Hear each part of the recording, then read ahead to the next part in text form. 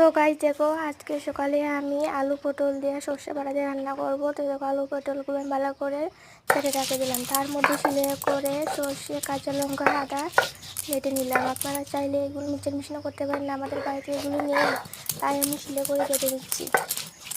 তাই দেখো, বাটা প্রায় আমার হয়ে যাচ্ছে। এখন চুলার মধ্যে আগুন ধরে কড়াই বসিয়ে দিলাম।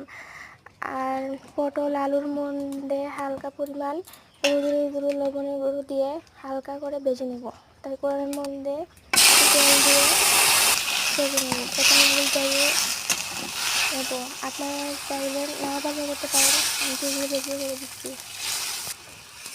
তাই দেখো, হালকা পরিমাণ জল দিয়ে একটা থালা দিয়ে ঢেকে দিলাম। তারপর দেখো, এখানে প্রেসার কুকারের মধ্যে ভাত বসিয়ে দিলাম। দেখো চুলায় কি পরিমাণ ধোঁয়া। তো আমাদের বাড়ির হাঁস, আর বাইরে দিকে প্রচুর পরিমাণ রৌদ্র। এখন সকাল 7টা হয়তো পরিমাণ রৌদ্র উঠলো।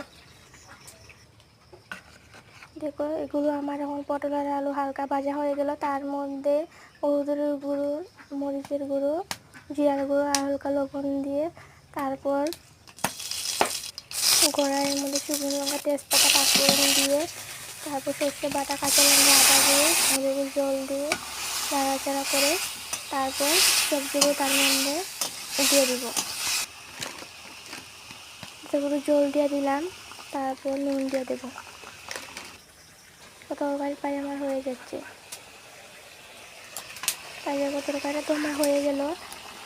তারপর আমি নামানোর আগে একটু গরম মশলা গুঁড়ো দিয়ে দেবো। তাই দেখো, তরকারিটা প্রায় আমার হয়ে গেল। তো কেমন হলো অবশ্যই কমেন্টে জানিও। আর তার সাথে আলু ভাজা, আজকে শুধু ভাত আর পটল দিয়ে সর্ষে বাটা আর আলু ভাজা, আর কিছু রান্না করিনি। আর দেখো, রান্না বাড়া তখন পরিমাণ শেষ। তাই রান্না নিজে এখন বাইরে রোদের মধ্যে শুকিয়ে দিলাম। সবগুলো শেষ।